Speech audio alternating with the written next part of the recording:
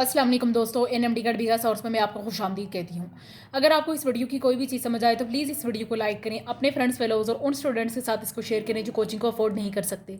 इसके साथ ही अगर आप हमारे चैनल पर नए हैं तो प्लीज़ हमारे चैनल को सब्सक्राइब कर दें, साथ ही बेल आइकन के बटन को प्रेस कर दें ताकि आपको हर नई आने वाली वीडियो का नोटिफिकेशन सबसे पहले मिले।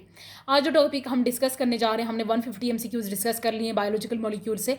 हम 151 से स्टार्ट करेंगे जहाँ पे हमने 200 एमसीक्यूज़ कंप्लीट करने हैं। लिखा जाएगा percentage of water and living organism varies from 65 to 89% in different organisms. Water की परसेंटेज होती है वो डिफरेंट ऑर्गेनिजम्स में 65 से 89% तक वेरी कर सकता है percentage of water in any organism. Federal की बुक में अगर आप चेक करें तो बायोलॉजिकल मॉलिक्यूल्स में आपको टॉप पे नजर आएगा इंपॉर्टेंस ऑफ वाटर में कि 70% लिखा है कि 70% से वेरी करता है किसी भी डिफरेंट ऑर्गेनिज्म में। ये पंजाब की बुक में ये थोड़ी सी वेरिफिकेशन है कि 65 से 89% मेंशन है। वैसे अगर आप चेक करें तो आपको ब्रेन में जो होता है वो 80% पानी नजर आता है, आपकी सीड्स में और आपकी बोन्स में आपको 20% नजर आता है, और आपकी जेली फिश में आपको 99% ऑफ अमाउंट वाटर जो है वो नजर आता है। एमसीक्यू नंबर 52 में कहा जा रहा है कि role of water in a cell is, water का सेल में क्या रोल होता है? All the chemical reactions occur in the presence of water. Cell के अंदर जितने भी केमिकल रिएक्शंस हो रहे होते हैं वो वाटर की मौजूदगी में होते हैं। मेनी बायोकेमिकल रिएक्शंस हाइड्रोलिसिस या monosaccharide occur in the presence of water. बहुत सारे बायोकेमिकल रिएक्शंस होते हैं वो भी वाटर की प्रेजेंस में होते हैं। वाटर जो है वो फोटोसिंथेसिस में रॉ मटेरियल के तौर पे भी काम कर सकता है। हमने कार्बन डाइऑक्साइड के बारे में भी पढ़ा था कि कार्बन डाइऑक्साइड भी रॉ मटेरियल के तौर पे काम करती है, और वाटर के बारे में भी पढ़ने जा रहे हैं कि वाटर भी रॉ मटेरियल के तौर पे काम करता है। और इसमें एक बड़ी डिटेल से डिस्कशन थी चैप्टर नंबर 4 में जिसको हमने डिस्कस किया था वहाँ पे। एमसीक्यूज नंबर 53 में कहा जा रहा है कि heat of vaporization provides a cooling effect to plant when body is transpired and animal when body is perspired. Heat of vaporization हमें कूलिंग कब देता है? प्लांट्स में जब वो ट्रांसपायरेशन का प्रोसेस होता है। ट्रांसपायरेशन क्या होता है? Transpiration is a loss of water from the aerial parts of the plant. Plant के अपर पार्ट में से पानी का लॉस होना, जिसे आप अक्सर शबनम कह सकते हैं। शबनम तो वैसे रात को पड़ती है, लेकिन पानी का थोड़ा थोड़ा जो होता है वो आपके पौधे में से बाहर आना, उसे ट्रांसपायरेशन कहते हैं। और परस्पायरेशन जो होता है वो आपके पसीने को कहते हैं। जब गर्मियों में आपको पसीना आता है और आपकी हीट उस पसीने को उड़ा देती है तो आपको कूलिंग इफेक्ट मिल जाता है। एमसीक्यू नंबर 54 में कहा जा रहा है कि heat of vaporization plays an important role in regulation of heat produced by the oxidation.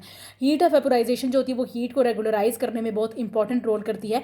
और हीट के बारे में आप हमेशा से पढ़ते आए कि heat is produced by the oxidation. Heat जो होती है वो ऑक्सीडेशन प्रोसेस के जरिए से प्रोड्यूस्ड होती है यहाँ पे। एमसीक्यूज नंबर 55 में कहा जा रहा है कि कार्बन हाइड्रोजन बॉन्ड जो है वो पोटेंशियल सोर्स ऑफ एनर्जी है for the cellular activities. Carbon hydrogen bond जो है वो potential source of chemical energy का for the cellular activities, cell में एक्टिविटीज परफॉर्म करने के लिए। एमसीक्यूज नंबर 56 में कहा जा रहा है कि carbon oxygen association and glycosidic linkage provides a stability to complex carbohydrates molecules. आपने पढ़ा होगा कि कार्बन ऑक्सीजन की जो एसोसिएशन है ग्लाइकोसिडिक लिंकेज में, हमने पहले भी स्टडी किया कि मोनोसेक्राइड्स एक दूसरे के साथ कैसे लिंक होता है, कार्बोहाइड्रेट्स एक दूसरे के साथ कैसे लिंक होता है ग्लाइकोसिडिक लिंकेज के जरिए से, और ये कार्बोहाइड्रेट्स को हमारे पास स्टेबिलिटी प्रोवाइड करते हैं। एमसीक्यूज नंबर 57 में कहा जा रहा है कि carbon combines with nitrogen in amino acid linkage to form the peptide bond and form the proteins which में very due to their diversity in the structure and function. हम पहले भी स्टडी कर चुके हैं, हमारे पास एलानिन और ग्लाइसिन हमारे पास अटैच्ड हुए थे, और हमारे पास जो बॉन्ड बना था, जो लिंकेज बना था, उसे हम पेप्टाइड बॉन्ड कहते थे, और हमारे पास जो स्ट्रक्चर बना था उसे हम डाईपेप्टाइड कहते थे। जो स्ट्रक्चर ड्रॉ होता है उसे ग्लाइसिन एलानिन जो कंबाइन होकर स्ट्रक्चर ड्रॉ होता है उसे हम डाईपेप्टाइड कहते हैं, और उन दोनों के दरमियान में जो बॉन्ड मौजूद होता है हम उसे पेप्टाइड बॉन्ड कहते हैं। बड़ी डिटेल में हम इसको पहले स्टडी कर चुके हैं प्रोटीन्स में। एमसीक्यूज नंबर 58 में कहा जा रहा है कि carbon combines with the nitrogen, oxygen, hydrogen, phosphorus, sulphur and contributes to variety of organic compounds. आपने कार्बन की एक स्ट्रक्चर जो है वो हमने पढ़ा था कि कार्बन जो होता है वो हमारे पास प्रोटीन्स में hydrogen, oxygen, nitrogen, phosphorus, iron और न जाने मैग्नीशियम के साथ भी जो है वो यहाँ पे रिएक्ट करता है। तो ये कार्बन जो होते हैं वो वैरायटी ऑफ ऑर्गेनिक कंपाउंड्स के साथ रिएक्ट कर सकता है हमारे पास। एमसीक्यूज नंबर 59 में कहा जा रहा है कि at 25 centigrade concentration of H positive ions एंड OH positive ions in pure water is about 10 raised to power -7 mole per litre. ये हम पढ़ चुके हैं कि 25 सेंटीग्रेड में हमारे पास H पॉजिटिव आयंस और OH नेगेटिव आयंस इक्विलिब्रियम पे मौजूद होते हैं, और इस अमाउंट में इनकी जो हमारे पास वॉल्यूम मौजूद होता है वो 10 raised to power -7 mole per litre मौजूद होता है प्योर वाटर में। एमसीक्यूज नंबर 60 में हमारे पास कहा जा रहा है कि वाटर जो होता है वो इफेक्टिव प्रोटेक्शन प्रोवाइड करता है हमें against damage resulting from friction. हमने वाटर की प्रॉपर्टीज़ में फेडरल में जो है वो हमने 9 प्रॉपर्टीज़ डिस्कस की थी। प्रोटेक्शन की एक प्रॉपर्टी भी जो है वो पंजाब की बुक में मेंशन है, जिससे कहा जाए कि वाटर इफेक्टिव प्रोटेक्शन प्रोवाइड करता है हमें किसी भी फ्रिक्शन से बचने के लिए। जैसे कि मिसाल दी जा रही है 61 एमसीक्यूज में कि आपकी आई में, आपकी आँख में जो टीयर्स होते हैं, जब आप उनको रब कर देते हैं, रबिंग की वजह से आंखों में जो खुश्की वगैरह होती है, तो टीयर्स जब आपकी आंखों में टीयर्स आते हैं तो वो सारी खुश्की ख़त्म हो जाती है और इवन के बहुत सारे हार्मफुल केमिकल्स भी आपके टीयर्स के साथ निकल जाते हैं। तो टीयर्स जो होते हैं हमें फ्रिक्शन से प्रोटेक्ट करने का काम करते हैं। MCQ नंबर 62 में भी इसी प्रोटेक्टिव फंक्शन के लिहाज से एक एग्जाम्पल बयान की जा रही है, जिसमें कहा जा रहा है कि हमारे ऑर्गन्स और ऑर्गेनिजम्स वगैरह में भी वाटर मौजूद होता है, जो हमारे ऑर्गन्स को किसी भी सडन शॉक से या ट्रॉमा वगैरह से बचाने का काम करते हैं। MCQ नंबर 63 हमारे पास मेंशन है, जिसमें कहा जाए कि functions of the large micromolecules like cellulose, fats and proteins which are insoluble in water. इन सब का फंक्शन क्या है हमारे पास? ये हमारे पास सेल के स्ट्रक्चर्स बनाते हैं, ये हमारे पास स्टोरेज का काम भी करते हैं, ये स्मॉल मॉलिक्यूल्स को स्टोर कर सकते हैं जो हमारे पास एनर्जी प्रोवाइड करने का काम करते हैं। यहाँ पे जो है ये वर्ड जो है गलती से मेंशन है ग्लूकोज। हमारे पास जो स्मॉल मॉलिक्यूल्स स्टोर होते हैं वो ग्लाइकोजन की फॉर्म में स्टोर होते हैं। आपको पता है कि ह्यूमन की बॉडी में जो एनर्जी स्टोर होती है वो ग्लाइकोजन की फॉर्म में स्टोर होती है, और जब आपको एनर्जी की जरूरत पड़ती है तो वो ग्लाइकोजन जो होता है वो हाइड्रोलिसिस के जरिए से ग्लूकोज में कन्वर्ट होता है। ये वर्ड जो है यहाँ पे गलती से मेंशन है, आपने इसे ग्लाइकोजन कंसीडर करना है, ग्लूकोज कंसीडर नहीं करना, क्योंकि ग्लाइकोजन की फॉर्म में एनर्जी स्टोर होती है। और प्लांट्स में भी आप अक्सर सुनते आए हैं कि प्लांट्स में एनर्जी जो होती है वो स्टार्च की फॉर्म में स्टोर होती है, और जब ट्रांसपोर्ट की जाती है जब आपके प्लांट्स में तो वो सुक्रोज की फॉर्म में ट्रांसपोर्ट होती है। तो इस मिस्टेक को ठीक कर दीजिएगा यहाँ से। MCQ नंबर 64 में कहा जा रहा है कि functions of small molecules glucose, amino acid, fatty acids are. हमारे पास स्मॉल मॉलिक्यूल्स का ग्लूकोज, अमाइनो एसिड और फैटी एसिड का हमारे पास फंक्शन डिस्कस किया जा रहा है, जिसमें कहा जा रहा है कि इनका फंक्शन क्या है कि ये एनर्जी के तौर पे काम करते हैं और ये मैक्रो मॉलिक्यूल्स को बिल्ड करने का काम भी कर सकते हैं। MCQ नंबर 65 में कहा जा रहा है कि some small molecules are so unstable that they are immediately broken down to release the energy. कुछ स्मॉल मॉलिक्यूल्स इतने अनस्टेबल होते हैं कि वो हमारे पास जो ही एग्जिस्ट करते हैं तो एकदम से टूट के हमारे पास ATP बना देते हैं। ATP जो होती है energy currency of the cell है, हम इसको पहले भी पढ़ चुके हैं। MCQ नंबर 66 हम डिस्कस करेंगे, जिसमें लिखा जा रहा है कि 67 डिस्कस करेंगे, जिसमें कहा जा रहा है कि when carbon combines with the 4 atoms और radicals 4 bonds arrange symmetrically in tetrahedron resulting to give the stable configuration. अगर आपको 67 MCQ समझना है तो हम केमिस्ट्री में चलते हैं, जहाँ पे हमने चैप्टर नंबर 3 स्टडी किया है। हमारे पास कौन सी थ्योरी थी? हमारे पास एक मॉलिक्यूलर ऑर्बिटल थ्योरी और समथिंग इस तरह की वैलेंस बॉन्ड थ्योरीज, हमारे पास 3 थ्योरीज थी, जिसमें हमने पढ़ा था डिफरेंट स्ट्रक्चर्स की हमने शेप्स पढ़ी थी। वहाँ पे हम मीथेन की शेप्स पढ़ते थे और इस तरह की शेप्स पढ़ते थे। यहाँ पे भी वही बात बताई जा रही है कि जब कार्बन किसी एटम के 4 एटम्स के साथ अटैच्ड होता है, जैसे CH4 की बात की जा रही है, तो वो टेट्राहेड्रॉन इनका स्ट्रक्चर होता है। उम्मीद है कि फेडरल या पंजाब के स्टूडेंट्स दोनों ने इसको फर्स्ट ईयर में स्टडी कर लिया होगा, जहाँ पे हम valence bond theory, molecular orbital theory और एक थ्योरी हमारे पास और थी जिसको हम स्टडी करते थे, और उसमें कार्बन की डिफरेंट शेप्स, हर कंपाउंड के हम डिफरेंट शेप्स को स्टडी किया करते थे। ये उन थ्योरीज में से एक थ्योरीज में ये स्ट्रक्चर डिस्क्राइब किया गया है। आगे हमारे पास लिखा गया है कि small unstable molecules serve as an intermediate source of energy for cellular respiration.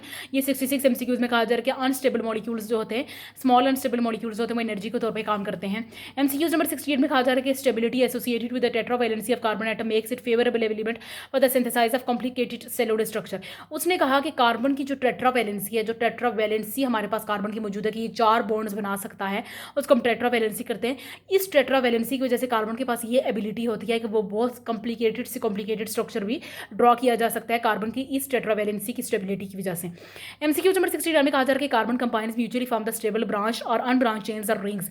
Carbon जब किसी चीज़ के साथ कंबाइन करता है तो वो स्टेबल भी बना सकता है, अनस्टेबल कंपाउंड भी बना सकता है, ब्रांच भी बना सकते हैं, अनब्रांच भी बना सकता है और रिंग भी बना सकता है। कार्बन की इस एबिलिटी की वजह से हमारे पास ऑर्गेनिक कंपाउंड्स की वैरायटी मौजूद है।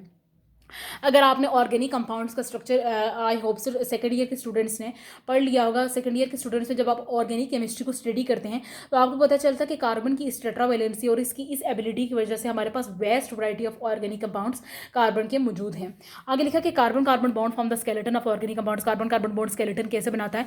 आपके पास देखिएगा, ये जो हमने 69 MCQs में डिस्कस किया था, ये देखिए हमारे पास अनब्रांच स्ट्रक्चर है, जिसमें हमारे पास CH3 CH2 CH2 CH2 और CH3 मौजूद है। ये हमारे पास कार्बन का रिंग स्ट्रक्चर मौजूद है, जिसमें एक सिंगल बॉन्ड, एक डबल बॉन्ड, एक सिंगल बॉन्ड और एक डबल बॉन्ड हमारे पास मौजूद है। और इसका एक स्ट्रक्चर और हम डिस्कस करेंगे, जिसमें कार्बन का हमारे पास जो होता है वो ब्रांच चेन स्ट्रक्चर बताया जा रहा है कि ये हमारे पास C है और ये CH3 और CH3 अटैच नहीं, यानी ब्रांच भी हो सकता है, अनब्रांच भी हो सकता है, और रिंग स्ट्रक्चर भी हमारे पास कार्बन का मौजूद हो सकता है। नेक्स्ट MCQ हमारे पास MCQ नंबर 71 है, जिसमें कहा जा रहा है percentage of guanine in main and sheep is. Guanine की परसेंटेज आपसे पूछी जा रही है मेन और शीप में 19.9 एंड 21.4 रिस्पेक्टिवली, यानी गुआनिन में हमारे पास 19.9 है और मेन में हमारे पास 19.9 है और शीप में हमारे पास 21.4 रिस्पेक्टिवली मौजूद है। MCQs नंबर 72 में कहा जा रहा है कि carbohydrates in the cell membrane with the protein and lipid and the resultant compound are called the glycoprotein and glycolipids. Carbohydrates जब सेल मेम्ब्रेन में कंबाइन करते हैं ये तो हमारे पास कार्बोहाइड्रेट्स जब प्रोटीन और लिपिड्स के साथ कंबाइन करते हैं तो हमारे पास ग्लाइकोप्रोटीन और ग्लाइकोलिपिड्स बनते हैं। ये चीज़ भी हम चैप्टर नंबर 1 में डिस्कस कर चुके हैं सेल सरफेस मार्कर्स में। MCQ नंबर 73 में कहा जा रहा है कि sugar with aldehyde group is known as aldo sugar and sugar with ketone group is known as keto sugar. ये मोनोसैकेराइड्स की फंक्शनल ग्रुप की टाइप्स हमारे साथ डिस्कस की जा रही है MCQ नंबर 73 में। MCQ नंबर 74 में कहा जा रहा है कि nature monosaccharides with 3 to 7 carbon atoms are found. ये भी हम पढ़ चुके हैं number of carbon atoms trioses, tetroses, pentoses, heptoses, hexoses, ये सब चीज़ें हम डिस्कस कर चुके हैं एक टेबल में।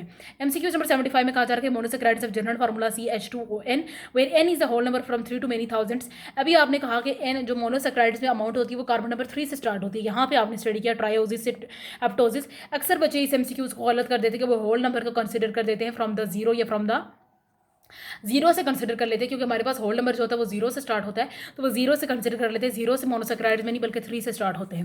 MCQs नंबर 76 में बताया जा रहा है कि एल्डिहाइड ग्रुप जो होता है और यहाँ पे आपके पास एक कीटो ग्रुप बताया जा रहा है। तो कहा जा रहा है कि ये दोनों ट्रायोसिस हैं। ट्रायोसिस का मतलब है कि दोनों में 3 कार्बन आइटम्स मौजूद है। ये देखिए कार्बन नंबर 1, कार्बन नंबर 2 और कार्बन नंबर 3। यहाँ पे भी देख सकते हैं कार्बन नंबर 1, 2 और 3 तीन कार्बन मौजूद है, इसलिए हम इसे ट्रायोसिस कह सकते हैं। और ये दोनों ट्रायोसिस जो हैं वो इंटरमीडिएट है रेस्पिरेशन और फोटोसाइंथेसिस में। टेट्रोसिस जो होता है वो रेयर होता है, नेचर में बहुत कम अमाउंट में आपको मिलता है और कुछ कुछ बैक्टीरिया में ही आपको मिलता है। पेंटोसिस और हेक्सोसिस के बारे में जो कहा जा रहा है कि ये सबसे ज़्यादा कॉमन होते हैं। MCQ नंबर 78 में कहा जा रहा है कि बायोलॉजिकल पॉइंट ऑफ व्यू के अकॉर्डिंग हेक्सोस जो है सबसे इंपॉर्टेंट हेक्सोस जो होता है वो ग्लूकोज होता है एल्डो शुगर की फॉर्म में। आपके पास MCQ नंबर 79 में 2 स्ट्रक्चर्स डिस्कस किए गए हैं, इनको कंपेयर किया गया है। राइबोस में आप देख सकते हैं कि तीनों तरफ यहाँ पे H मौजूद है और तीनों तरफ यहाँ पे OH मौजूद है। ऊपर C डबल बॉन्ड OH और CH2OH मौजूद है। ग्लूकोज के स्ट्रक्चर में आपको देखते हैं तो आपको थोड़ी सी चेंजिंग नजर आएगी। यहाँ पे भी H और OH है और हाँ यहाँ पे भी H और OH मौजूद है। फंक्शन यहाँ पे सिर्फ और सिर्फ इस स्ट्रक्चर की वजह से हमारे पास जो होता है वो डिफ्रेंशिएट हो सकता है कि यहाँ पे इस तरफ जो है ये H और इस तरफ OH मौजूद है। और ये बात भी कहा जा सकता है कि ग्लूकोज में हमारे पास 6 कार्बन मौजूद है तो राइबोज में हमारे पास 5 कार्बन मौजूद हैं। एक तो डिफ्रेंसिएशन की वजह ये है और दूसरी डिफ्रेंसिएशन की वजह ये कि इसमें जितने भी कार्बन आइटम्स यहाँ पे मौजूद हैं तीनों में इस तरफ H मौजूद है और इस तरफ OH मौजूद है। यहाँ पे आप कार्बन नंबर देख सकते हैं 1 2 3 कार्बन पे देख सकते हैं H और OH की जो है वो अरेंजमेंट जो है वो डिफरेंट है। इस वजह से पेंटोज और ग्लूकोज को आप डिफ्रेंशिएट कर सकते हैं। MCQs नंबर आपके पास 80 मौजूद है जिसमें कार्बोहाइड्रेट्स के बारे में कहा जा रहा है। कार्बोहाइड्रेट्स की डिफरेंट प्रॉपर्टीज बताई जा रही है कि ये स्ट्रक्चरल और फंक्शनल रोल प्ले करते हैं। सम कार्बोहाइड्रेट्स के बारे में बताया जा रहा है कि ये कॉन्स्टिट्यूएंट हैं सेल वॉल की, यानी सेल वॉल के कंपोनेंट में शामिल हैं। जो हमारे पास सेल वॉल जो होती है वो प्लांट्स और माइक्रो ऑर्गेनिजम्स में ही मौजूद होती है। एनिमल सेल में सेल वॉल मौजूद नहीं होती क्योंकि वहाँ पे locomotory mode of the life है। एनिमल्स होते हैं वो चल सकते हैं और चलने वाले ऑर्गेनिजम्स में सेल वॉल मौजूद नहीं होती है। जनरल फार्मूला बताया जा रहा है कार्बोहाइड्रेट्स का CH2 और Y, तो इसमें कहा जा रहा है कि whole number from 3 to many thousands। अब हमेशा आपको 3 क्यों लिखा नजर आता है? 3 इसलिए लिखा नजर आता है कि कभी भी 3 से कम जो हमारे पास चेन होती है उसमें कभी भी रिंग स्ट्रक्चर नहीं बन सकता। रिंग स्ट्रक्चर बनाने के लिए आपको हमेशा 3 कार्बन आइटम्स की रिक्वायरमेंट होती है। कार्बोहाइड्रेट्स के बारे में बताया जा रहा है कि simple carbohydrates main source of energy in the cell है। ऑल ऑर्गेनिजम्स और all parts of the cell में जो है वो पाए जाते हैं। यहाँ पे एक बड़ी इंपॉर्टेंट चीज़ जो है वो मेरी नज़र में आई है MCQs नंबर 80 में। आपको याद हो कि पिछला 100 जो हमने डिस्कस किए थे उसमें मैंने कहा था कि proteins are present in all parts of the cell and all types of the cell. तो यहाँ पे भी आप देख सकते हैं कि कार्बोहाइड्रेट्स के बारे में भी लिखा है कि protein carbohydrates are present in all organisms and all parts of the cell. तो दोनों में ये सिमिलैरिटी हो सकती है, ये चीज़ भी MCQs में आपसे पूछी जा सकती है। इसके साथ ही मैं अपनी वीडियो से इजाजत लेना चाहूँगी। उम्मीद है आपको ये टॉपिक अच्छे से समझ आ गया है। फिर भी अगर आपको कोई चीज़ समझ नहीं आती तो आप उसे कमेंट सेक्शन में पूछ सकते हैं और अपनी राय का इजहार भी कर सकते हैं। अगली वीडियो तक मुझे इजाज़त दीजिएगा। अल्लाह निगहबान।